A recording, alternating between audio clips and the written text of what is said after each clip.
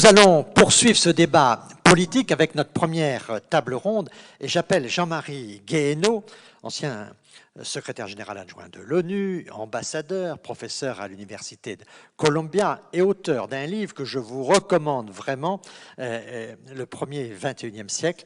Au fond, il y aura sans doute le second 21e siècle. C'est les 20 premières années de cette aventure et vous verrez là une analyse sur la situation du monde que nous allons pouvoir comprendre et développer dans cette table ronde. Je l'invite à venir ici au pupitre et j'invite Fabienne Keller, députée européenne, ancienne maire de Strasbourg, engagée elle aussi sur les questions internationales et de pouvoir venir dans cette table ronde. Je lui ai demandé de prendre place ici et je vais laisser la parole à M.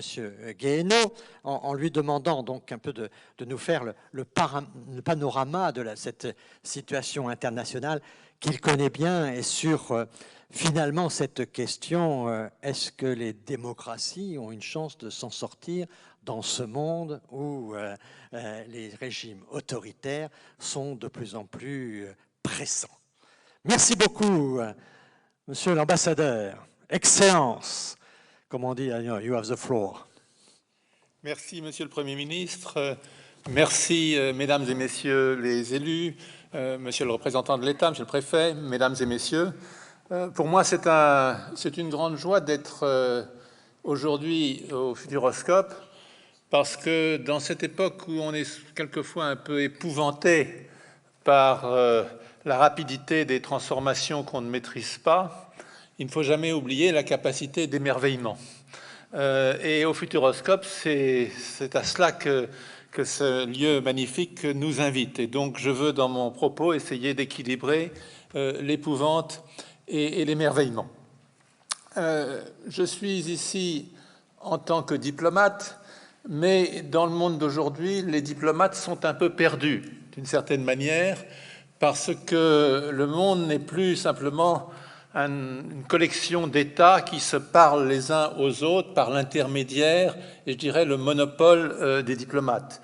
Les diplomates ont perdu ce monopole, le monde est poreux, le monde est un monde en réseau, il est un monde très fluide, où la politique intérieure et la politique extérieure interagissent continuellement, où la solidité interne des sociétés est un élément finalement de la diplomatie, qu'on cherche à utiliser les faiblesses d'une société ou qu'on cherche à se renforcer contre les attaques dont elles sont l'objet.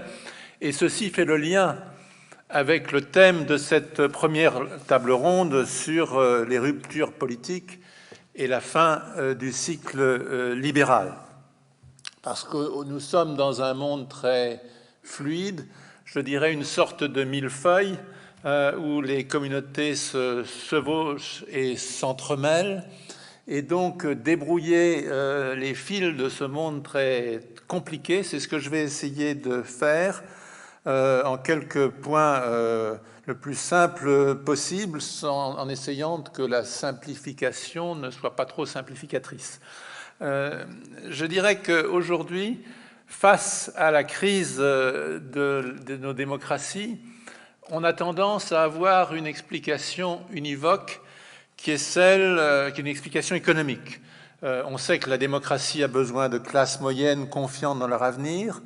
On sait que ces classes moyennes sont aujourd'hui laminées par la montée des inégalités qui a tendance à concentrer la richesse sur quelques-uns et fait peser la menace du déclassement sur beaucoup.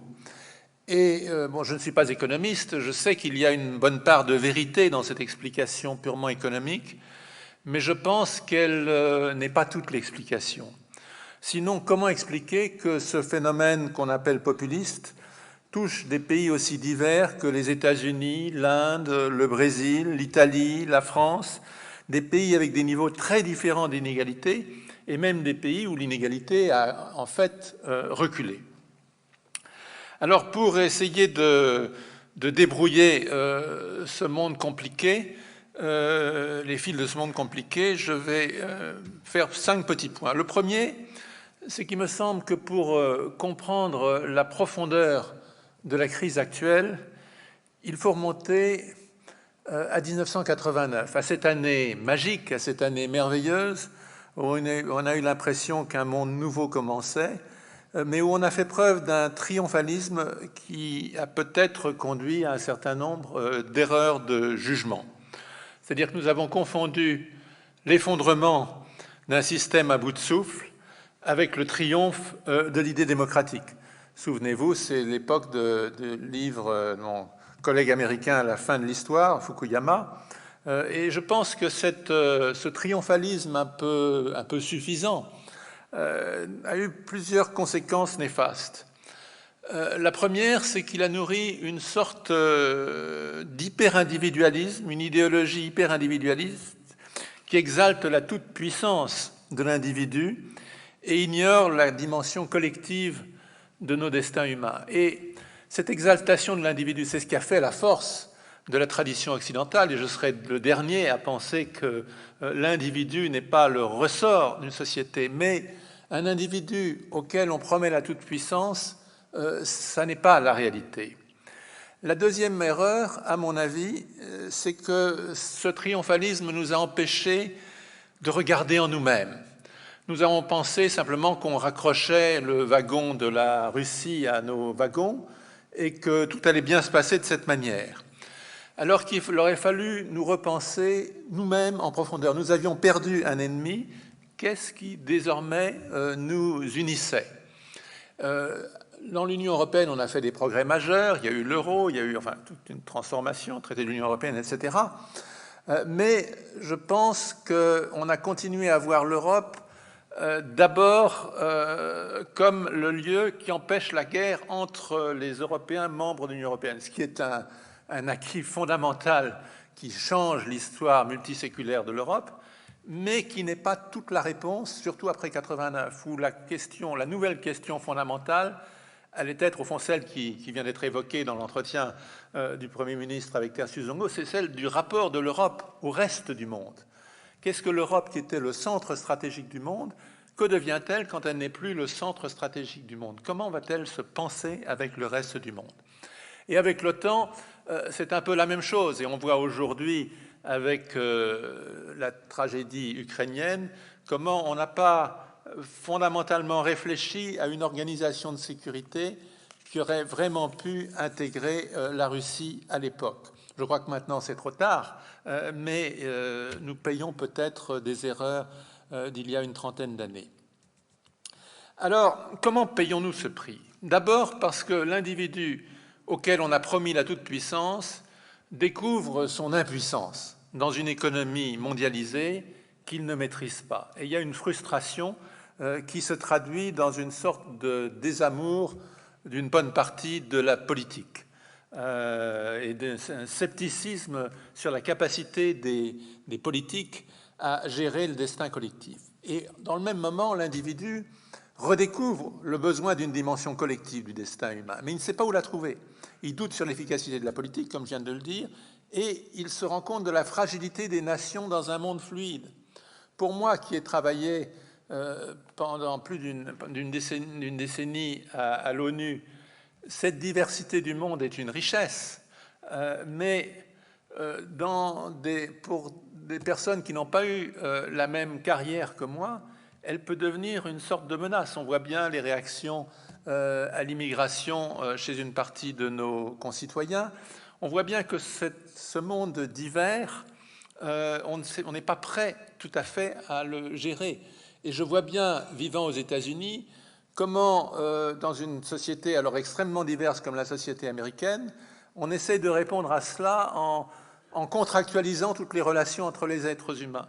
Mais c'est une manière de faire qui rend le monde d'une certaine manière invivable. La fluidité de cultures partagées, mais en même temps cultures différentes, elle est très difficile à organiser et on voit bien que nous sommes sur le chemin, mais nous n'avons pas encore trouvé les vraies réponses. Et ceci, à mon sens, explique la multiplication des revanches en quelque sorte symboliques dans les extrêmes, où ce n'est pas vraiment des politiques alternatives qu'on propose, ce sont des défilés de symboles. Quand Trump a voulu bâtir son mur avec le Mexique, Ils savaient bien que ce n'était pas très efficace, mais c'est une manière de bâtir un symbole qui rassure les Américains. Et derrière tout cela, il y a les tentations identitaires, les tentations religieuses, la tentation de fabriquer des communautés purement construites, totalement fondées sur un mythe plus qu'une réalité, et qui ferment au dialogue. Alors, le monde ne serait pas si difficile si, après ces deux premiers points, je ne devais pas en ajouter un troisième, qui est l'énorme effet multiplicateur de l'Internet et des technologies nouvelles de l'âge des données. Et là, nous voyons un décalage grandissant entre les institutions politiques et, au fond, le monde de l'économie et de la technologie. Et c'est là qu'effectivement, nous sommes à la fois épouvantés et émerveillés. Aux États-Unis, je le vois, je suis aux premières loges pour le voir, où on voit une crise absolue des institutions politiques américaines et un bouillonnement économique et technologique absolument remarquable. Et les deux sont peut-être en fait liés l'un à l'autre. La révolution de l'âge des données dans laquelle nous sommes entrés, elle combine les effets de la révolution de l'imprimerie. La révolution de l'imprimerie, ses effets se sont produits sur plusieurs siècles. La Révolution française est une lointaine conséquence de la révolution de l'imprimerie. Elle combine les effets de la révolution de l'imprimerie et de la révolution industrielle. La digitalisation du monde, elle conduit à une croissance exponentielle des données, ce qui à son tour impose l'intelligence artificielle comme inévitable outil de gestion de ces données. Et ces conséquences, à mon sens, vont être aussi profondes sur les institutions politiques que le livre imprimé quand il a redéfini les légitimités, parce qu'il y a de nouvelles sources de richesse, nouvelles sources de pouvoir. On voit concurrence des communautés virtuelles avec des communautés qui sont des communautés de choix et qui concurrencent les communautés territoriales. Vous avez des communautés virtuelles qui existent sur l'Internet et qui sont aussi fortes que les communautés territoriales qui sont traversées par toutes les difficultés que j'ai évoquées.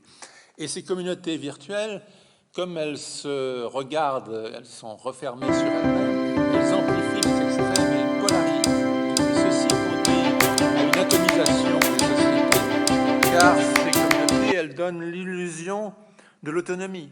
Elles flattent l'idéologie de l'individu et la démocratie directe des likes fait en quelque sorte le triomphe des experts d'un jour où chacun se croit maître du monde. Et c'est une sorte de fausse démocratie directe qui s'instaure ainsi. Et en même temps, et c'est l'autre face de la médaille, cet âge des données concentre de façon extraordinaire le pouvoir dans des organisations, les entreprises dans le monde occidental, l'État dans un pays comme la Chine qui collecte et gère les données. Alors les risques, j'ai déjà commencé de les évoquer, ils sont considérables. Dans les démocraties, c'est le risque de sociétés ultra polarisées et dysfonctionnelles, où personne ne parle à personne, où on s'insulte sur Twitter, mais où l'idée du débat public, qui était le rêve des fondateurs des grandes entreprises de médias, le débat public est au contraire étouffé en une juxtaposition de tribus haineuses. L'autre risque, à l'inverse, c'est celui d'une consolidation des données où on saurait tellement de choses sur vous qu'on pourrait en quelque sorte vous façonner d'une façon qui ferait ce que j'appelle, en évoquant une sorte de dystopie de l'avenir, une dictature préventive. Quand on voit le système des crédits sociaux en Chine, qui ne fait que commencer, on voit bien ce que cela pourrait donner, une société harmonieuse, mais au fond, comme le chien de La Fontaine, on ne sentirait plus son collier. Et on ne courrait peut-être pas où on veut, mais on ne le saurait pas.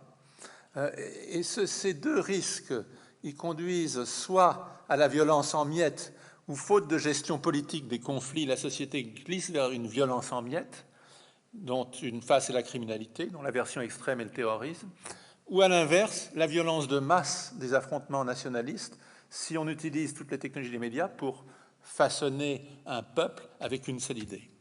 Alors, je ne veux pas terminer sur des propos aussi sombres, parce que, encore une fois, j'ai ma part d'émerveillement. Je crois que face à ces avenirs dystopiques, il y a un certain nombre de pistes, je ne dirais pas de réponses qui existent déjà aujourd'hui, parce que nous sommes dans un changement si profond que si on ne peut pas avoir toutes les réponses aujourd'hui. Mais je crois que la reconstruction du capital social, comme on dit, est absolument essentielle. Elle ne peut se faire que de bas en haut. Et au fond, quand on est ici et qu'on voit ce que produit pour une région une organisation comme le Futuroscope, on se dit que ce genre d'initiative, ça crée du lien social et c'est extraordinairement important pour reconstruire justement ce tissu qui est en train de se déchirer. Mais évidemment, il faut pouvoir passer du local au global. Il faut passer de la communauté territoriale à la communauté virtuelle. Il faut établir des ponts entre les uns et les autres. Alors, Madame Keller va nous parler tout à l'heure du Parlement européen, est évidemment typiquement une institution qui doit pouvoir permettre de passer du local au global, mais l'évoquait ce matin au petit déjeuner. Une des questions, c'est comment ces institutions qui nous portent vers le global, comment elles peuvent s'enraciner dans le local pour être comprises aussi au niveau local. Un troisième élément, à mon avis important, dont on a senti l'importance pendant la crise du Covid, c'est l'articulation entre des légitimités de nature différente. Je veux dire par là des légitimités comme celle du savoir. On a eu un comité scientifique pour le Covid et c'était une très bonne chose.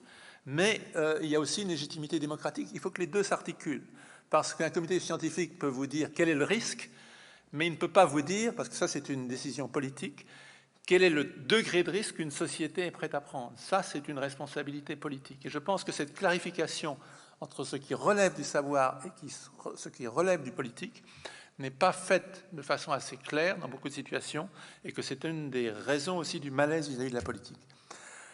Dernier point, repenser l'universalisme sans tomber dans le relativisme.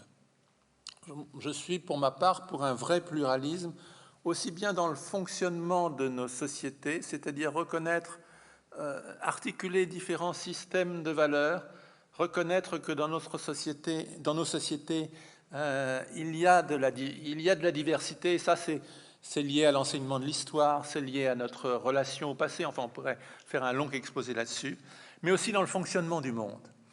Je suis un disciple du philosophe Isaiah Berlin qui disait qu'il y a des bonnes valeurs qui sont incompatibles les unes avec les autres. Et que chacune de nos sociétés, j'évoquais le collectif et l'individuel, établit un équilibre différent entre l'individuel et le collectif. On voit bien qu'en Asie, le poids du collectif est beaucoup plus fort que dans nos sociétés. À mon sens, nous sommes allés beaucoup trop loin dans le poids de l'individu par rapport au collectif. Reconnaître que chaque société a sa réponse propre à ces équilibres entre des valeurs de nature différente. Je pense que pour l'ancien fonctionnaire des Nations Unies que j'ai été, c'est très important. Il faut sortir de l'idée qu'il y a un modèle qui pourrait s'appliquer à tout le monde. Il faut aller vers un monde où, sans renier ses valeurs le moins du monde, on accepte que l'équilibre entre les valeurs varie d'un pays à l'autre, d'une région du monde à l'autre. Je vous remercie. Merci beaucoup, Monsieur l'ambassadeur. Prenez place ici et merci de cette vision qui est à la fois très complexe et préoccupante, notamment de cet individualisme qui, on le voit bien aujourd'hui, conduit à des formes d'égoïsme, d'indifférence et que l'idée même de république se trouve fragilisée par cette réflexion. Merci de la profondeur de cette intervention. Alors maintenant, vous allez entendre un message qui est un message, vous allez voir, très très lourd, qui n'est pas du tout optimiste, mais qui est très, très fondé. Mais je n'ai pas voulu vous priver de ça, parce que c'est le message que Jean-Louis Bourlange, président de la Commission des Affaires étrangères de l'Assemblée nationale, voulait nous faire, mais il est parti donc avec le président, mais il nous a fait un enregistrement vidéo. Mais je voudrais que vous entendiez ça, parce que ça se termine par un message qui va déclencher notre réaction. Vous le verrez, mais je vous laisse le suspense de cette intervention. Ensuite, naturellement, pour redonner un peu d'espoir sur ce sujet, nous aurons Fabienne Keller et l'énergie d'une Alsacienne pour regarder le futur avec confiance. Est-ce qu'on peut envoyer l'image de Jean-Louis Bourlange? Mon nom est Jean-Louis Bourlange. J'aurais beaucoup aimé être avec vous. Malheureusement ou heureusement, le président de la République a décidé de me prendre dans ses bagages lors de son voyage en Algérie et je ne pouvais pas évidemment refuser une aussi digne invitation. J'ai donc décidé avec les organisateurs de cet intéressant colloque de procéder par un échange vidéo. Alors la question qui nous est posée, c'est celle de savoir si le cycle libéral est ou non près de s'interrompre ou s'il est vraiment terminé. C'est une question délicate, difficile, parce qu'elle suppose en fait trois choses dont je ne suis pas sûr qu'elles soient réalisées. La première, c'est qu'elle suppose une sorte de constance dans les thèmes fondamentaux d'organisation de notre vie collective. S'il y a un cycle, c'est qu'il y a alternance, c'est qu'il y a des thèmes qui vont et qui viennent, une sorte de ronde entre le libéralisme, l'échange, le marché, la démocratie, et puis des périodes de fermeture qui seraient autoritaires,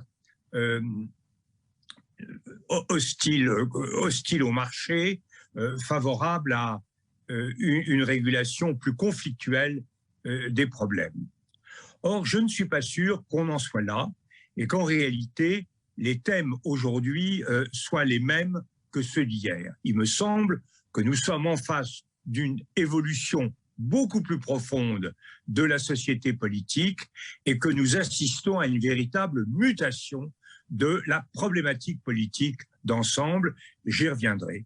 La deuxième chose, c'est que pour qu'il y ait un cycle, eh bien, il faut une sorte de fatalité, de fatalisme, parce que les choses vont et les choses viennent.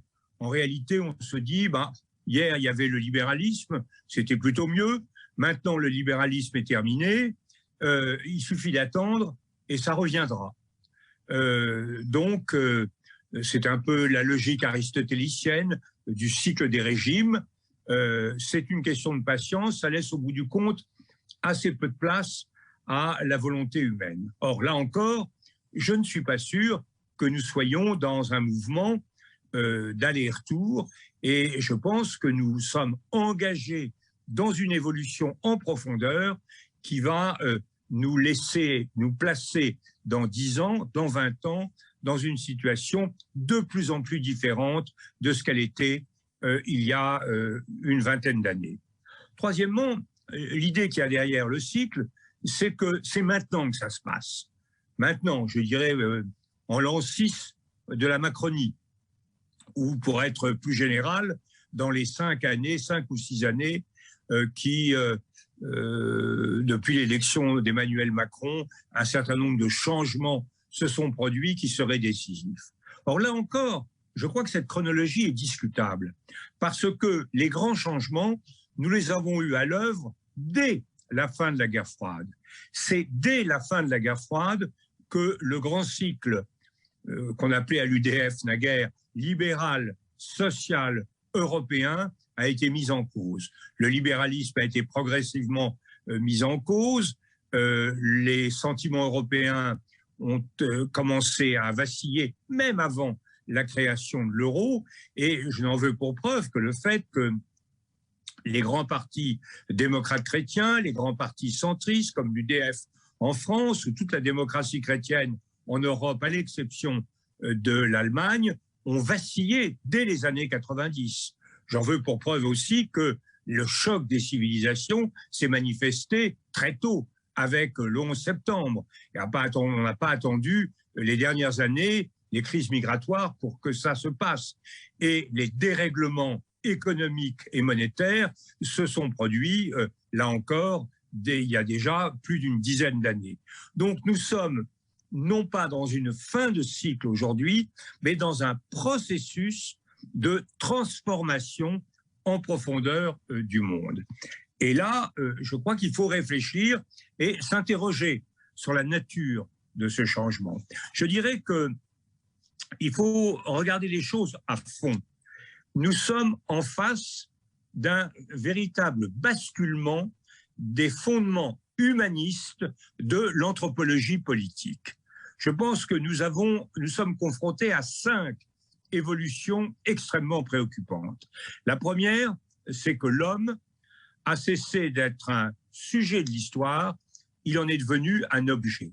Les grandes philosophies du sens de l'histoire, qu'elles soient religieuses avec le christianisme, qu'elles soient matérialistes avec le marxisme, avaient en commun de donner à l'aventure humaine une dimension rectiligne, centrée autour de l'idée soit d'un paradis perdu à reconquérir, soit d'un paradis futur à inventer, soit d'un mixte entre les deux, avec une phase d'échéance et de rédemption. C'est commun au christianisme, à la prophétie rousseauiste et à la prophétie marxiste. Ça, c'est fini. Nous sommes dans une histoire qui n'a pas un sens. A-t-elle encore du sens? Comme disait Merleau-Ponty, rien ne nous assure. Nous balbutions dans ce présent décrit par Hannah Arendt, qui est une sorte de brèche entre un passé qui ne nous porte plus et un avenir que nous ne voyons pas.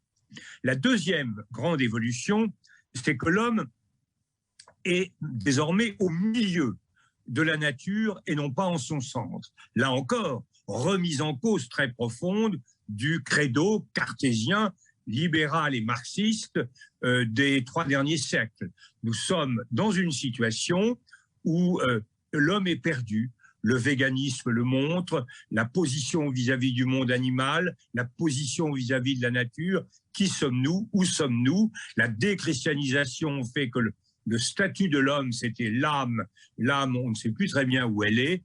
Et nous sommes dans cette nature dont nous ne sommes plus maîtres et possesseurs, comme le disait Descartes, mais qui nous englobe, qui nous ensevelit, que nous détruisons et qui nous détruit à la fois, avec une perte de sens, une perte de repère dans cet univers-là qui est évidemment vécu avec la plus extrême angoisse. Troisièmement, l'homme n'est plus l'homme n'est plus le seigneur et maître de l'espèce humaine. Il y a l'homme et il y a la femme. Il faut bien voir que ce que nous vivons, c'est une remise en cause de 10 000 ans au minimum, depuis l'apparition du monde néolithique, de la domination de la femme par l'homme. C'est quelque chose de prodigieux, bien plus important, bien plus bouleversant que, par exemple, l'émancipation de la classe ouvrière, qui nous renvoie à quelques siècles simplement d'aliénation industrielle. Là, nous sommes en face d'une inégalité qui n'a jamais été justifiée, qui est remise en cause. Et ce qui est remis en cause, c'est à la fois l'égalité entre les hommes et les femmes, la spécialisation des rôles, des tâches entre les hommes et les femmes, et au bout du compte, la sexuation elle-même de la vie collective. Nous sommes dans un monde où le sexe disparaît de la famille, où il se réfugie paradoxalement dans les conseils départementaux avec les binômes des cantons pour les élections départementales. C'est une chose absolument prodigieuse que ce bouleversement-là, que nous sommes tout à fait au début de cette affaire. Le quatrième élément, c'est que l'homme est devenu un être pluriel. Et ça, c'est très, très important. Un être pluriel, c'est-à-dire quelqu'un qui... il n'y a plus une humanité, mais plusieurs humanités. On l'avait pressenti avec Foucault, avec Lévi-Strauss, avec la remise en cause structuraliste de l'humanisme fondamental, puisque cette révolution structuraliste, mais qui est ancienne déjà, qui date des années 50, des années 60 du siècle dernier, cette révolution-là nous faisait que l'homme n'était plus le sujet de l'histoire, mais que c'est la structure qui fabriquait l'homme et non pas l'homme qui fabriquait la structure. C'est très, très important. C'est un défi lancé à l'Occident. Notre modèle n'est plus universel. Notre modèle est contesté. Notre modèle est défié. Notre modèle se voit opposer d'autres modèles que nous réprouvons, les modèles totalitaires religieux, les modèles totalitaires matérialistes, un développement des religions enfermantes, des idéologies contraignantes, qui sont autant de défis qui nous sont lancés. Et malgré tout, notre privilège moral, notre supériorité morale n'est pas du tout affirmée. Enfin, et c'est la dernière évolution, l'homme n'est plus un être de raison. Là, nous sommes en présence d'une révolution cognitive, d'un effondrement cognitif qui a été décrit par Gérald Bronner en particulier, qui fait que nous substituons au travail de la raison, à la hiérarchisation des intérêts, des valeurs et des priorités, à la programmation de nos actions, nous substituons à tout cela quelque chose de très différent, qui est le règne de la pulsion, le règne de l'immédiateté, le règne de la gratification immédiate et le règne du ressentiment social et moral. Quelque chose qui dissout en profondeur le lien social. Tout cela forme un ensemble très composite, renforcé évidemment, Jean-Marie Guéhenno l'a très bien expliqué dans son livre, par la révolution cybernétique qui accroît toutes ces forces de fragmentation. Alors la question qui est posée, et c'est là-dessus que je vais conclure, je suis un peu long, comment réagir à cela? Eh bien, la tentation évidente, c'est celle du corps tranché. Nous sommes l'Europe, nous avons nos valeurs, nous sommes humanistes, nous voulons nous organiser. Ça implique trois choses, l'unification politique, la mobilisation morale et intellectuelle et la mobilisation pour le combat militaire, économique, technologique. C'est une tentation légitime, c'est celle qui m'anime personnellement, mais elle est risquée. Elle n'est pas du tout garantie. D'abord parce que l'Europe a derrière elle un passif autant qu'un passé, et elle n'est pas ce modèle qu'elle voudrait bien être aux yeux de toutes les civilisations. Ensuite, parce que ce modèle est un modèle d'ouverture et non pas de retranchement. Enfin, parce qu'elle est elle-même travaillée par ces forces de dissolution que je viens d'évoquer. Elle est une partie du problème autant que sa solution. Quand je considère tout cela, je vois bien le sens du combat humaniste que nous devons mener. J'en vois aussi les limites et les dangers. Si j'étais diplomate, je dirais modestement, je suis préoccupé. Et si j'étais le regretté Léon Blum écoutant un discours de Marcel Déat, je suis épouvanté. Oui, l'avenir pour moi se regarde avec préoccupation, inquiétude, voire épouvante. Ce n'est pas un message très optimiste que je délivre à nos échanges. Je vous remercie. Voilà. Comme quoi, la géopolitique et la philosophie se rejoignent et on voit bien que dans tout cela, d'ailleurs des convergences avec ce que disait M. Guéhenno, mais aussi un certain nombre de différences. Et je voudrais qu'on entende maintenant Fabienne Keller, qui représente cette institution politique nouvelle qu'est le Parlement européen, qui a cette dynamique nouvelle, et notamment par rapport à l'ensemble des questions qui ont été posées tout à l'heure. Quelle est la perspective du Parlement européen? Est-ce que le Parlement européen doit être finalement cette force démocratique qui représente le camp européen tel qu'il le définissait, et dans ce cas-là s'assume comme une force pour une stratégie profondément européenne, ou est-ce que c'est un lieu aussi de compréhension de la complexité du monde et un lieu de dialogue avec les autres autorités et au fond avec notamment les régimes autoritaires, un lieu de dialogue ou simplement un lieu de confrontation? Quel est le destin de ce message européen? Est-ce que c'est vraiment d'être notre tête de pont de notre culture européenne, ou est-ce que c'est d'être au fond cette passerelle qui permet aux différentes civilisations de pouvoir vivre ensemble en tenant compte de leurs différences et notamment de ce yin et ce yang entre individu et collectif dont chacun a une équation spécifique mais dont le Parlement européen pourrait peut-être être une passerelle d'avant-garde? Comment, chère Fabienne, vois-tu ça? Tu peux rester là si tu veux ou tu vas au pupitre comme tu veux. Les vrais politiques vont au pupitre parce que c'est là où on parle. Et voilà. Up to you. Merci beaucoup, cher Jean-Pierre. Merci pour cette question difficile, qui n'était pas tout à fait celle prévue au programme. Mais à laquelle... On vit avec le débat. Hein. Cher Jean-Pierre, Monsieur le Premier ministre, Monsieur le questeur du Parlement européen, que tu as été, comme Elisabeth Morin-Chartier, pour laquelle j'ai une pensée amicale aussi en cet instant ici dans la Vienne. Je salue aussi Serge de Gallet. Merci de m'inviter pour cet échange et partager mon expérience du Parlement européen. Alors moi, j'ai un biais, c'est que j'ai grandi en Alsace et à Strasbourg. Donc l'Europe, je suis née avec, et son sens par rapport à la guerre qui venait de se terminer, je l'ai vécu et partagé enfant. J'ai imaginé combien ceux qui avaient vécu ce conflit ne pouvaient absolument pas regarder ce qui était derrière eux. Il se trouve qu'on a un camp de concentration en Alsace, puisqu'on était nazis. Hein. C'est pas possible de se dire que des hommes produisent ça. Cette horreur absolue, ces monstruosités, ces crimes à très très grande échelle. Alors ils ont regardé devant, ils ont eu cette capacité à inventer.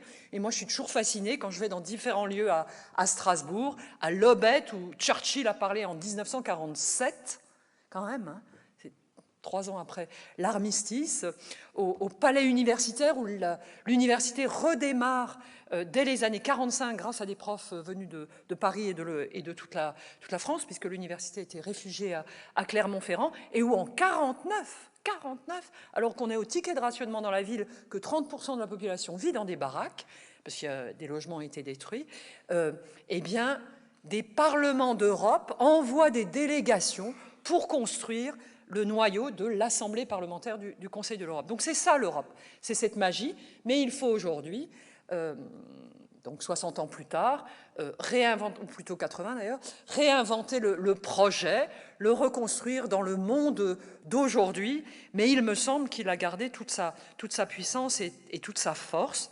En tout cas, je voudrais partager l'intérêt d'être membre du Parlement européen. C'est une tour de Babel. On est 27 États membres, on vit des réalités différentes et proches à la fois, et puis on a ce formidable système de traduction qui fait qu'on se comprend, et puis voilà, parfois on baragouine aussi, on parle chacun dans sa langue, l'autre la comprend et s'exprime dans sa langue maternelle aussi, mais on s'intéresse à chacun. Alors, où en est le projet libéral? Sommes-nous à la fin de ce cycle libéral? Je vais peut-être vous présenter cela en quelques points. D'abord, l'Europe vit sa réalité à travers ce qui se passe à l'échelle de chaque État membre, qui chacun a une vie politique qui lui est propre. Ensuite, l'Europe a des défis partagés, que je vais lister rapidement. Et puis, bien sûr, elle se situe dans un monde de rupture, mais je voudrais plutôt défendre ici qu'à la fois les institutions, mais surtout la gouvernance, a une forme d'agilité et de résilience qu'elle a pu démontrer dans des épisodes récents. Alors l'Europe évolue au rythme des élections nationales et nous constatons qu'un certain nombre de nations sont désormais des démocraties illibérales. C'est le cas de la Hongrie. M. Orbán a réussi à être largement réélu au mois de mars dernier. Il n'y a plus de presse libre en Hongrie. La justice est contrôlée. Donc, des systèmes organisés qui ne sont pas démocratiques, où la séparation des pouvoirs n'est pas assurée, sont mis en place. Et ainsi, c'est décrit très précisément, très factuellement dans le rapport annuel du commissaire Didier Reynders, commissaire à la justice. Et ainsi, les principes fondateurs, qui sont ceux d'ailleurs que les pays s'engagent à respecter au moment où ils entrent dans l'Union européenne, ne sont plus respectés. Et là, l'Union européenne n'est pas très costaud parce qu'elle s'est exigée au moment de l'entrée dans l'Union européenne un certain nombre d'éléments d'organisation institutionnelle, et c'est moins le faire quand c'est l'évolution d'un État déjà membre de l'Union. Donc le dernier outil, c'est la conditionnalité, c'est faire mal au porte-monnaie, et c'est une procédure judiciaire en cours de l'Union européenne contre la Hongrie sur le non-respect des principes d'égalité dans l'accès aux subventions européennes. La situation de la Pologne peut être considérée comme inquiétante, puisque là aussi la presse est progressivement contrôlée, que vous connaissez le débat sur la suspension de tout un ensemble de juges en Pologne et progressivement une évolution des contre-pouvoirs favorables au gouvernement en place. La situation récente, et notamment la guerre en Ukraine, qui expose beaucoup la Pologne, le fait que le peuple polonais ait massivement accueilli les réfugiés, c'est le peuple, hein, pas les institutions, c'est le peuple et les communes et les territoires, a donné une nouvelle légitimité néanmoins au gouvernement, et ça ne vous a pas échappé que M. Morawiecki, le Premier ministre, est intervenu dans les médias français sous la forme d'une tribune du Monde pour souligner l'importance de l'unanimité dans le processus européen, prenant argument de la guerre en Ukraine et du débat indispensable avec tous les États membres pour choisir une position acceptable et robuste. Il y a également le groupe de Visegrad avec d'autres pays, et puis une situation à venir, une évolution très probable, indiquée par les sondages, en Italie. C'est une coalition d'extrême droite qui serait conduite par Mme Meloni, vraisemblable futur Premier ministre, après Mario Draghi, qui ferait alliance donc avec à la fois Salvini et Forza Italia de Berlusconi. Alors, ça, c'est la réalité européenne. Il y a tout le temps des élections. Et les institutions, d'ailleurs, continuent à fonctionner, puisque quand on a 27 membres, voilà, les choses changent. On pourra citer en septembre, par exemple, des élections en Suède. Donc, l'Europe évolue à ce rythme des institutions et au rythme des élections nationales. Alors, permettez-moi de passer au deuxième point, les défis auxquels l'Europe fait face. Il y a bien sûr la crise migratoire qui a été réelle en 2016, mais je voudrais partager ici l'idée que, en fait, les migrations européennes sont très maîtrisées et que les frontières sont gérées grâce au système Schengen, grâce à un système bien intégré. Il y a bien sûr des marges de progrès et c'est le sens d'un certain nombre de propositions qui ont été faites pendant la présidence française. L'accueil des Ukrainiens dans l'ensemble de l'Europe a montré d'ailleurs la capacité des peuples européens à accueillir. Donc, un des défis. Deuxième défi, le choc des cultures européennes. J'ai écouté avec bonheur Rachel Kahn tout à l'heure, et on peut retourner l'argument et dire qu'au contraire, la richesse de l'Europe, c'est que nous nous respectons mutuellement. Et puis, au fond, nous aimons bien les autres cultures européennes parce qu'elles sont un peu différentes et familières à la fois. Je crois que c'est Giscard d'Estaing qui disait que ce qui fait l'Europe, c'est notamment ses villes. Et je me sens dans une ville européenne quand je suis à la fois chez moi et ailleurs. Cette familiarité, ces éléments parfois d'architecture, de culture, d'artistes communs. Et l'Europe, c'est aussi ce lieu où l'intelligence, la curiosité conduisent à s'intéresser à son voisin. Mais c'est là qu'il faut susciter cette curiosité, et ça passe probablement par voilà, une démarche dès le plus jeune âge. Bien sûr, les programmes comme Erasmus sont formidables, mais il y a la question de toucher l'ensemble de la population à un moment de sa vie où chacun est très ouvert. Je voudrais partager mon expérience.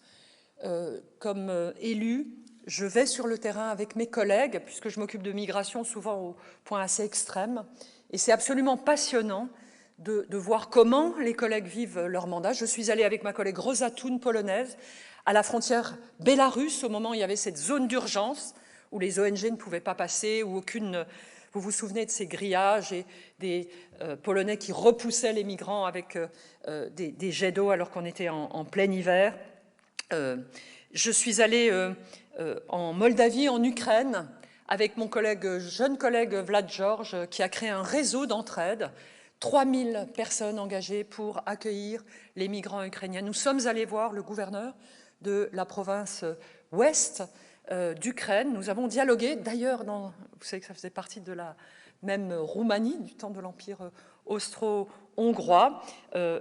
On sent la solidarité, l'amitié entre les peuples. Je suis allée à Lampedusa, en Sicile, puisqu'on a l'honneur au Parlement européen d'accueillir Pietro Bartolo, pêcheur de son État, mais premier médecin. Il s'est formé lui-même de l'île et qui a, depuis 30 ans, accueilli les migrants. Il y a une richesse humaine, un vécu, une expérience, et nous ne pouvons bien légiférer que si nous acceptons de prendre un peu de temps pour comprendre les collègues, la réalité vécue dans les États membres. Troisième défi, l'angoisse démographique. Je pense qu'on n'en parle pas assez. La plupart des pays européens ont une natalité en forte baisse. Ils ont des angoisses projetées, accentuée par le départ des jeunes formés vers des pays plus prospères, et c'est ce que vivent les États de l'Est. Je parle beaucoup à mes collègues roumains, très francophiles.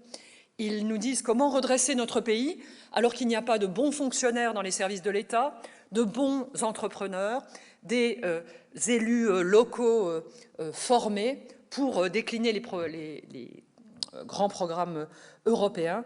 Ils sont allés en Europe, dans le reste de l'Europe. Il y a la coupure entre l'élite et le peuple qu'on pourrait commenter longuement. La question, c'est comment partager cette ouverture, cette richesse, ce potentiel européen avec l'ensemble de la population. Il y a le défi commercial. Chaque État membre a des intérêts différents. Vous savez que c'est une compétence exclusive de l'Europe, sur laquelle l'Europe est assez ferme sur ses valeurs, en imposant par exemple les clauses de réciprocité sur le travail forcé ou sur le contenu environnemental dans les accords commerciaux. Il y a la question des relations avec les pays non membres de l'Union européenne. Nous avons ce partenariat oriental qu'on a découvert à l'occasion de la guerre en Ukraine, où en fait il y a une action, des aides financières, une facilité d'accès à l'Union européenne, le visa de 90 jours par exemple pour les Ukrainiens qu'on a découvert, en complément de ce que peut faire le Conseil de l'Europe et les différentes conventions à l'échelle du continent, assurer une relation avec des pays qui sont autour de nous. C'est ce projet de communauté politique européenne qu'a présenté le 9 mai dernier Emmanuel Macron. Enfin, il y a l'enjeu de la défense qui a été révélé par la guerre déclenchée par la Russie. L'Union européenne a réussi à se mettre d'accord sur une feuille de route au début du mois de mars. C'était une volonté antérieure de la présidence française et évidemment, cette feuille de route a été renforcée grâce à la réalité de la guerre en Ukraine. Mais il y a bien sûr la question de l'OTAN versus Union européenne. Est-ce que l'Union européenne est capable aussi d'intervenir au sein même de l'OTAN de manière fédérée? Et il y a, tu l'as évoqué Jean-Pierre en introduction, la question des postures des États membres qui sont très différentes suivant leur passé, leurs craintes et la minorité russe qu'ils peuvent contenir, la question de la Suède et de la Finlande, la question bien sûr de la Pologne et des pays baltes. Enfin, l'Europe, voilà pour les défis auxquels nous faisons collectivement face. Enfin, l'Europe est dans un monde de rupture, j'en n'en évoquerai que quelques-unes, puisqu'elles seront largement, je pense, commentées, elles l'ont déjà été dans le reste de la journée. La situation aux États-Unis. Moi, j'aime beaucoup les US. J'ai terminé mes études par 2 années à Berkeley. On en discutait avec Jean-Marie au petit-déj. Voilà, je me sens assez proche des Américains. La décision de la Cour suprême sur l'IVG, mais aussi sur le port d'armes, mais aussi sur un certain nombre de textes concernant l'environnement.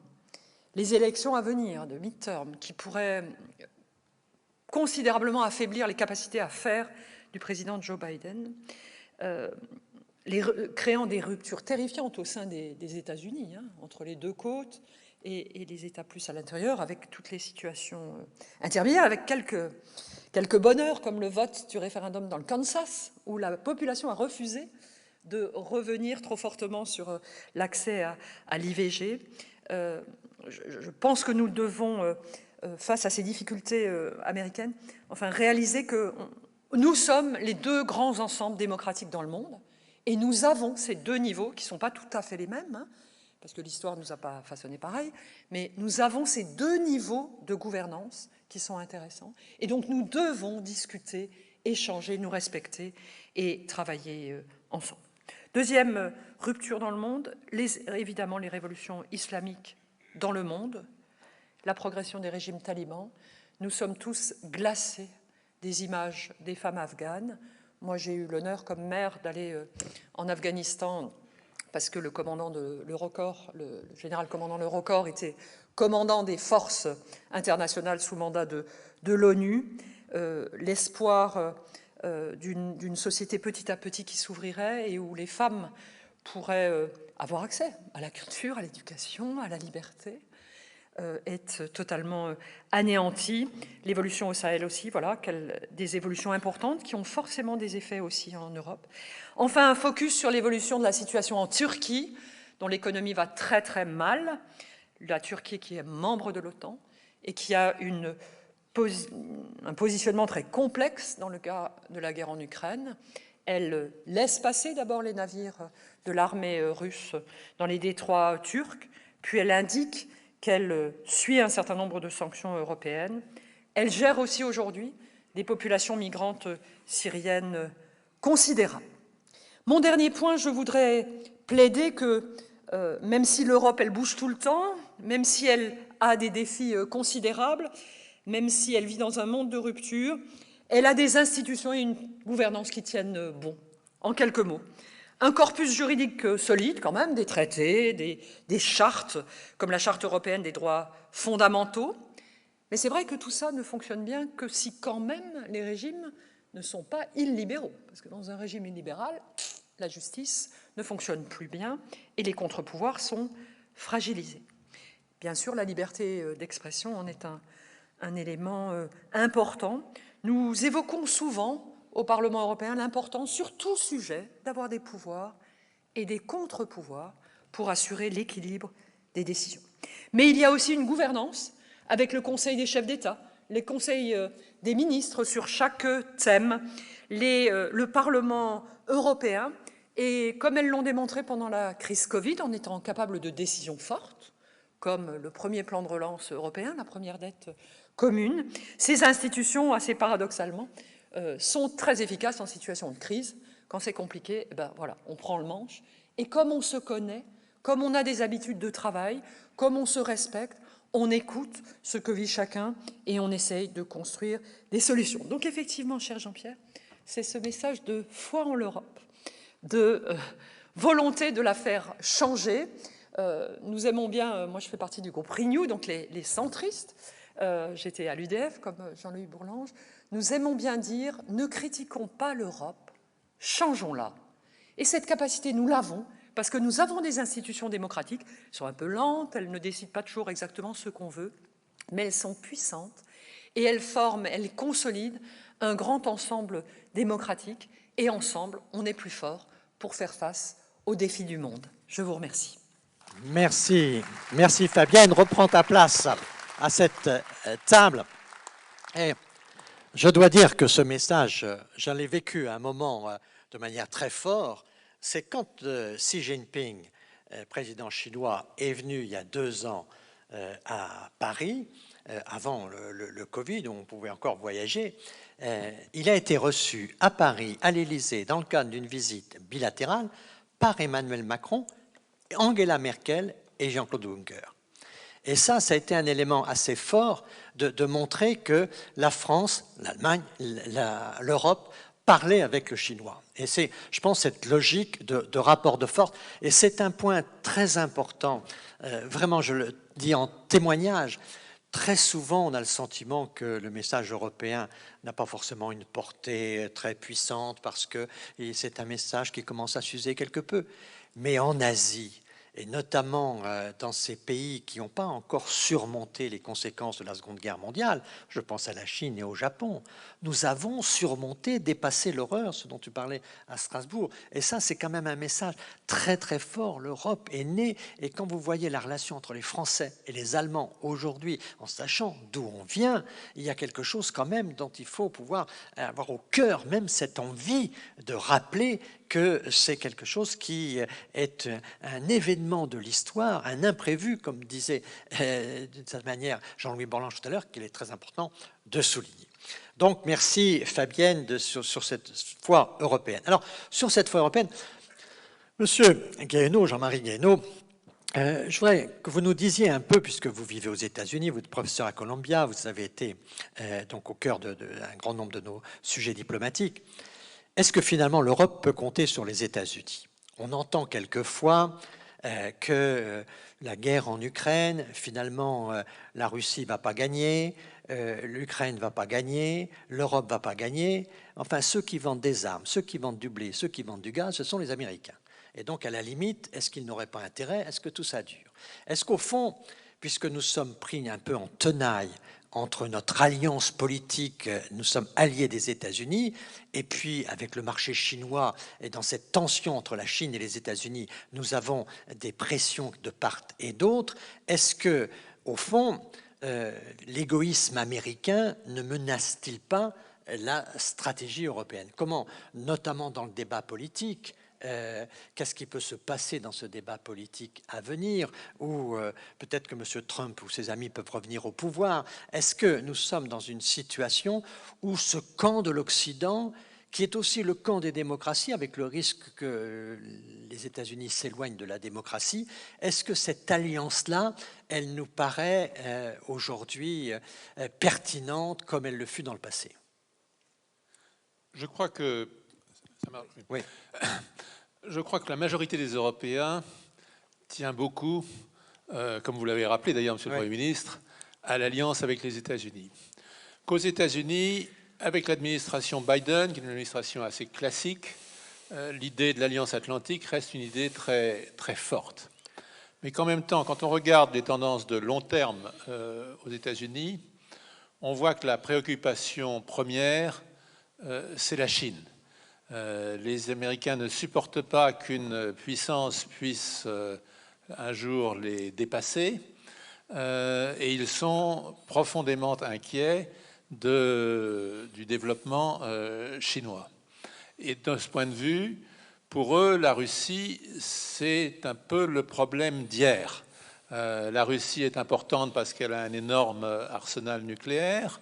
La Russie a une capacité de nuisance, mais elle n'a pas su transformer son économie. Son atout, les hydrocarbures, l'énergie, est-ce que ça sera encore un atout dans 30 ans? Probablement pas. Sur le plan démographique, Madame Keller évoquait l'angoisse d'un certain nombre de pays européens en matière démographique. Cette angoisse est encore plus grande en Russie. Et donc les Américains voient tout cela et se disent, oui, il faut contenir la Russie, mais ce n'est pas notre priorité. Et si on ajoute à cela le fait que pour beaucoup d'Américains, ils voient une Europe qui est riche, et ils se disent, après tout, les Européens pourraient prendre une bien plus grande part du fardeau qu'ils ne le font. Pourquoi, alors que nous sommes en concurrence avec eux dans un certain nombre de domaines économiques, bon, le plus visible c'est Airbus, Boeing, mais il y en a beaucoup d'autres, pourquoi est-ce que nous subventionnerions une Europe qui a les moyens de se défendre?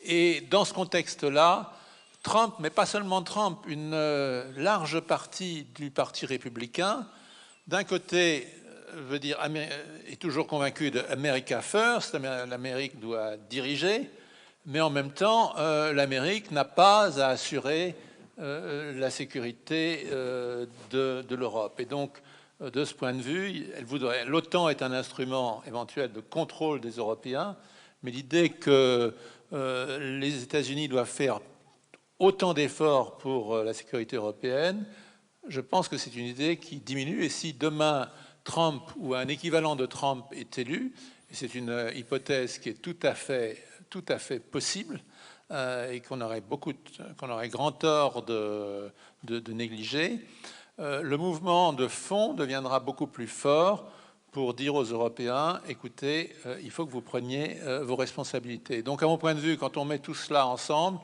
ça veut dire que les Européens, la France, si elle proposait de construire quelque chose à côté ou en rivalité avec l'OTAN, elle est lâchée par beaucoup de pays européens.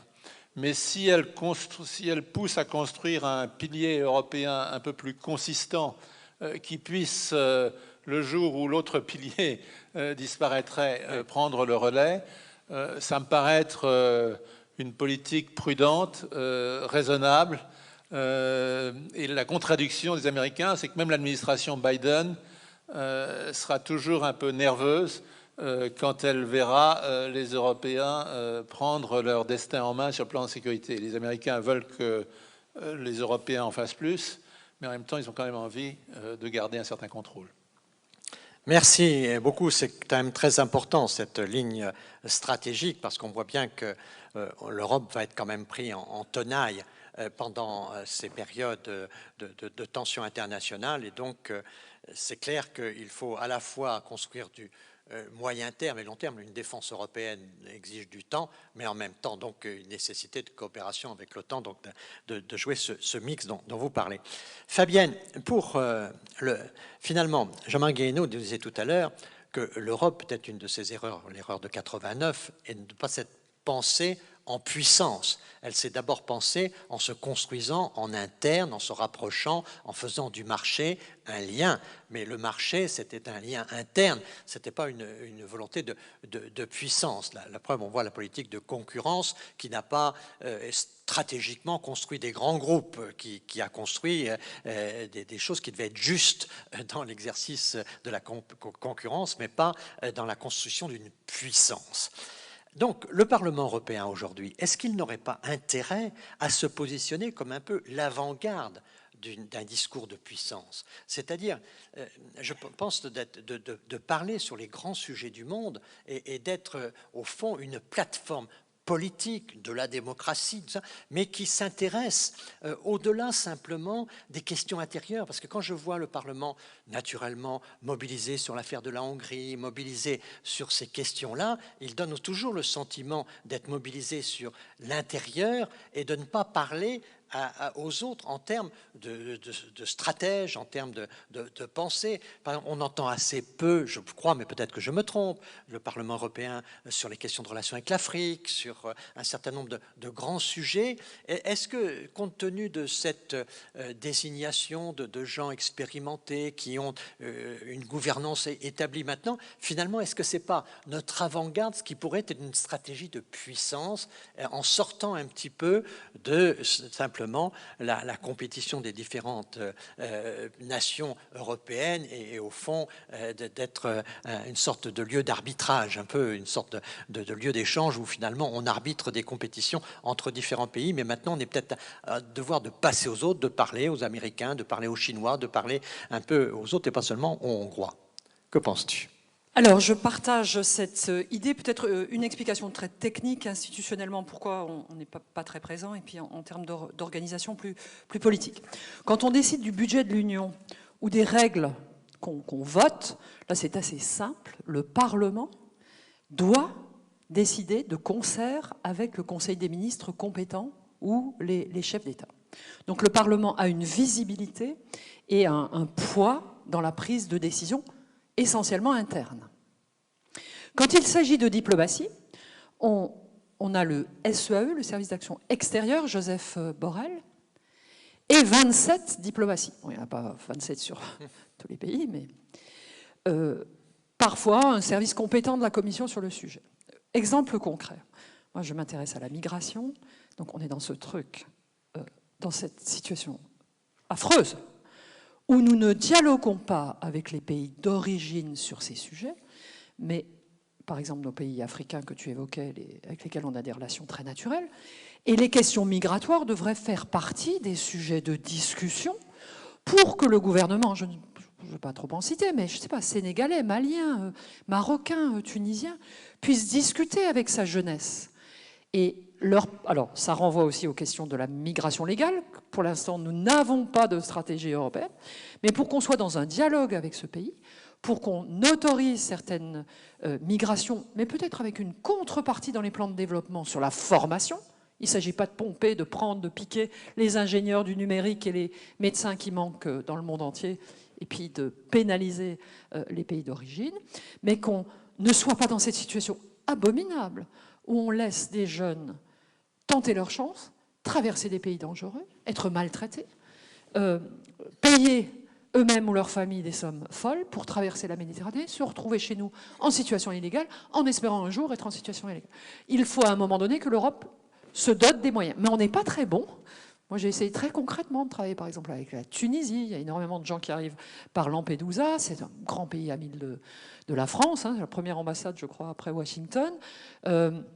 Voilà, culturellement, on a déjà plein de relations, commercialement, on a une connaissance réciproque. Eh bien, ce n'est pas un sujet qui est abordé.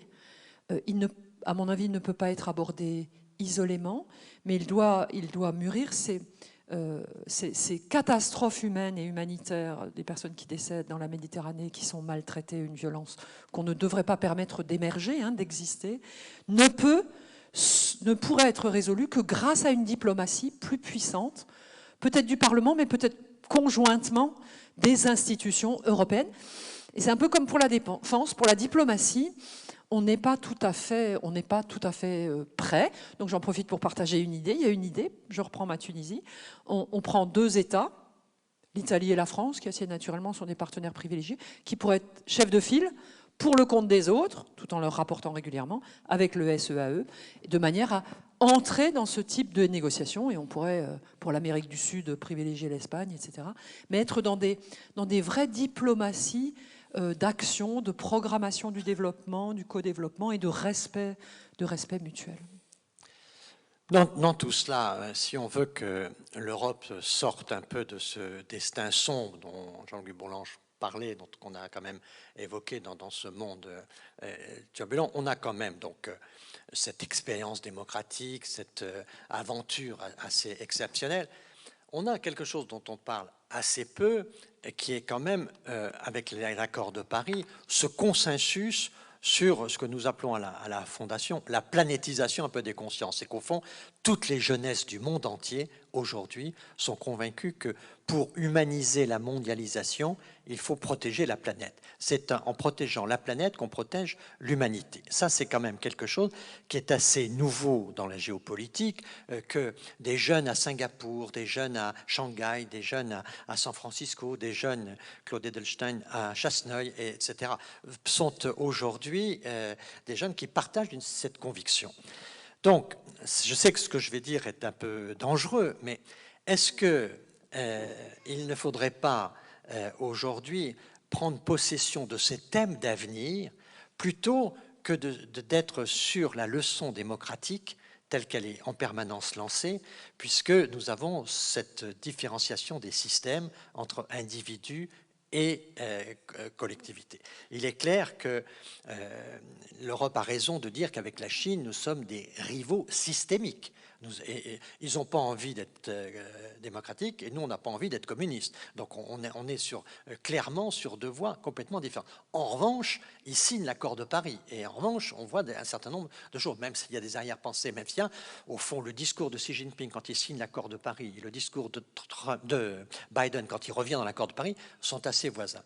Donc, Jean-Marie Guéhenno, est-ce qu'il y a dans la diplomatie, au fond, pas cette opportunité aujourd'hui que l'Europe porte des sujets qui parlent au monde entier, et notamment de gérer cet accord de Paris qui s'est passé à Paris, de lui donner plus de pression, de faire en sorte que ce soit plus une identité européenne et que, sans exclure les autres, on mobilise bien et qu'on se donne une perspective, un projet. Il n'y a pas de leader sans projet. Les Américains, des big pictures. Si on ne défend pas quelque chose, et à dire simplement que nous défendons l'individu avec des pays qui ne mettent pas l'individu au premier rang, notre message est quand même un petit peu affaibli. Alors je ne dis pas qu'il faut abandonner nos thématiques, mais on a des thématiques aujourd'hui qui rassemblent. Est-ce que ce n'est pas le moment de prendre possession de cette diplomatique, de ces thèmes-là, et d'en faire la cause européenne? Je pense absolument, parce que l'Europe aujourd'hui n'est pas une grande puissance militaire, mais c'est une grande puissance normative, et c'est une grande puissance par l'accès à son marché. Et ces 2 leviers-là, on peut les utiliser pour pousser un certain nombre de grandes idées, en particulier sur le climat, où là, il y a des terrains de convergence avec la Chine. Tout à l'heure, je traçais une image très sombre des États-Unis, mais je crois qu'il faut la compléter en disant qu'aux États-Unis, sur ces questions de normes, vous avez un certain nombre d'États, comme la Californie et d'autres, qui sont très intéressés à un dialogue avec l'Europe. Il y a aussi des entreprises qui sont intéressées à un dialogue avec l'Europe. Et donc je pense que sur ces sujets, l'Europe peut tout à fait exister internationalement. J'ajouterais la question des données. L'Europe s'est imposée avec sa directive sur les données. Il faut aller plus loin sur les données. On voit bien que dans le monde de demain, il peut y avoir une fragmentation de l'Internet entre quelques ensembles régis par différentes normes, mais ce n'est pas l'intérêt économique.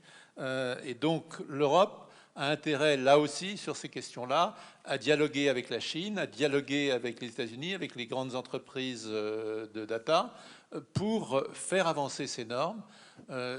Et là, elle a une vraie puissance, Ce n'est pas une puissance qui est à construire, c'est une puissance qui est déjà là. Simplement, il faut qu'elle l'utilise. Elle ne l'utilise pas toujours autant qu'elle pourrait.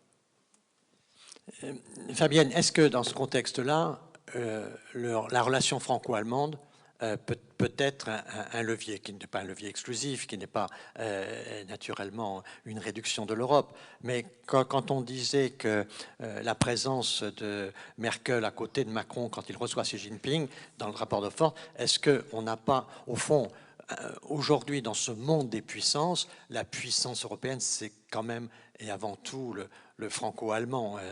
Moi, je me souviens, quand Jacques Chirac m'avait envoyé, après les problèmes de l'invasion des États-Unis en Irak, il y avait 4 pays qui nous avaient soutenus au Conseil de sécurité, qui étaient le Mexique et le Canada, 2 pays frontaliers des États-Unis, puis la Chine et l'Inde. Et il m'avait envoyé dans ces 4 pays pour prolonger un peu ces accords politiques dans des perspectives économiques. Et ce qui m'avait frappé dans ce voyage, c'est que nous vantions Jacques Chirac qui avait eu le courage de s'opposer aux Américains sur ça. Et à chaque fois, on me répondait Chirac et Schröder, parce que c'était une position qui avait été prise en franco-allemand. Et donc, dans les discussions, c'était une force internationale. Et quand Français et Allemands sont d'accord sur quelque chose, dans le monde, ça veut dire quelque chose. Et donc, il ne faut certainement pas réduire l'idée européenne à ce dialogue franco-allemand, mais c'est quand même un levier, un point d'appui, un rocher sur lequel on peut prendre de l'élan. Comment vois-tu de Strasbourg, notamment? Je confirme, vu de Strasbourg, j'aime bien dire que Français et Allemands, on est quand même très différents. Il n'y a qu'à voir à quelle heure on arrive pour les réunions. Toi, ce matin, tu serais plutôt allemand, en fait. Hein. Très à l'heure. Parce que tu étais là. Non, mais j'ai vu un truc rigolo. Hein. Le nouveau pont ferroviaire sur le Rhin, il a été inauguré sans que le ministre français et l'allemand soient à un instant donné ensemble. Parce que l'allemand était très en avance. Et que chez les Allemands, les discours se font, le plus important, c'est en premier. Et en France, c'est le contraire. Bref, ils ne se sont jamais croisés. Bon, ça, c'est une différence culturelle, mais on est quand même, dans nos structures, dans notre histoire, assez différents. Donc, un accord, une vision partagée, peut être un bon socle pour être élargi. Depuis 2 ans à peu près, le président Macron l'avait élargi à Mario Draghi. Oui. Et c'est avec lui qu'il a reçu le président chinois. C'est tous les 3 qui sont allés en Ukraine pour montrer que c'était toute l'Europe. Là, on avait une sorte de diplomatie pragmatique. Hein. On ne peut pas y aller à 27, mais on y va à 3 et en gros, on entraîne tout le monde. Donc oui, cet axe franco-allemand est important. Il est d'autant plus important qu'il ne va pas de soi, parce que la guerre est loin pour les jeunes générations d'Allemands et pour ceux de l'Allemagne de l'Est, pour lesquels voilà, l'histoire ne signifie pas du tout la même chose. Et aussi parce que les programmes, vous savez que la première promotion étrangère de l'ENA, c'était les Allemands. Et tous ces mécanismes de connaissance mutuelle, d'amitié, etc., se sont affaiblis au cours du temps. Donc il faut être vigilant. Je voudrais compléter sur le numérique, parce que je partage tout à fait l'idée que les données vont être la richesse immatérielle de l'avenir, pour dire que sous présidence française, on a adopté 2 nouveaux textes, un sur l'organisation des marchés du numérique et l'autre sur la réglementation des plateformes, qui, je pense, vont être aussi un modèle dans le monde. On peut rajouter d'ailleurs un dispositif sur le retrait des contenus, l'obligation de retirer en Europe les contenus terroristes, qui prépare une obligation des retraits sur les contenus haineux, qui est quand même un des résultats terrifiants des réseaux sociaux, des communautés dont parlait tout à l'heure Jean-Louis Bourlange. C'est la circulation de la haine et l'alimentation d'une haine de l'autre qui est absolument monstrueuse et à laquelle il faut, quand ça prend des formes dangereuses, non respectueuses des principes de respect de l'autre, auxquels il faut pouvoir arrêter. Mais aussi, s'agissant d'un texte qui s'appelle DSA, donc c'est la question de créer des obligations pour des grandes plateformes de manière à ce qu'elles ne soient pas bénéficiaires uniques de ces données qui peuvent à terme changer la liberté des gens, puisque un extérieur pourra commercialiser des éléments qui concernent votre vie, vos opinions, votre famille, etc. Donc on voit bien que c'est à la fois un potentiel extraordinaire, le numérique, mais qu'il faut mettre un peu de règles. Et l'Europe, effectivement, est une tête de pont et voilà, une avant-garde. Elle a le courage de créer un corpus qui pourrait être étendu. Pour le mot de la fin de cette table ronde, hein, Jean-Marie Guéhenno, vous êtes professeur à Columbia. Qu'est-ce que vous pouvez nous dire de la jeunesse américaine que vous rencontrez? Comment ce pays évolue? Comment les jeunes générations aux États-Unis voient le monde? Est-ce que tout ça va dans ce qu'on pourrait appeler un bon sens ou au contraire dans une direction préoccupante? La jeunesse à Columbia, d'abord, c'est une jeunesse du monde entier. J'ai des élèves chinois, français, allemands, africains, enfin latino-américains. J'en ai d'un peu partout. Et ce qu'il y a de merveilleux, c'est que cette jeunesse, c'est une petite ONU dans le bon sens. Ils ont envie, mais c'est un peu à cause du type de cours que je fais, ils ont envie de changer le monde en mieux. Ils ont un grand optimisme et une volonté positive. Là où je serais un petit peu moins, c'est une expérience moins directe, mais enfin quand même j'observe la jeunesse américaine, je crois qu'il y a tout de même une bonne partie des jeunes une grande dépolitisation où chacun cherche à réussir sa vie, ça c'est bien normal, mais l'idée d'un projet politique pour porter le changement, je pense que ça n'est pas aujourd'hui la priorité de beaucoup de gens. Et peut-être que ça correspond à la transformation du monde. Et les jeunes peuvent être plus intéressés à qu'est-ce qu'on va faire avec une nouvelle entreprise de l'Internet, qu'est-ce qu'on va faire dans le domaine économique. Et les institutions politiques, au fond, restent un peu à la traîne. Et la jeunesse n'est pas tellement mobilisée par les institutions politiques. Donc en ce sens, je crois qu'elle ressemble aussi à la jeunesse européenne. Merci beaucoup Jean-Marie Guéhenno, merci à Fabienne Keller. Sur ce dernier message, il y a quand même une préoccupation, parce que la politique a quand même été inventée pour lutter contre la violence, pour définir un vivre ensemble, pour créer des règles. Et donc, quand les peuples s'éloignent de la politique, ça veut dire peut-être qu'ils se rapprochent de la violence. Donc, on voit bien que dans notre débat d'aujourd'hui, les inquiétudes restent quand même très, très présentes. Et on voit qu'une des questions, c'est comment le vivre ensemble, comment le lien, comment la politique, au sens le plus noble, peut aujourd'hui redevenir quelque chose qui puisse être attractif pour apporter du lien, pour apporter de la compréhension, la curiosité pour l'autre, au fond pour amener ce qui est quand même l'objectif de tout le monde, la paix.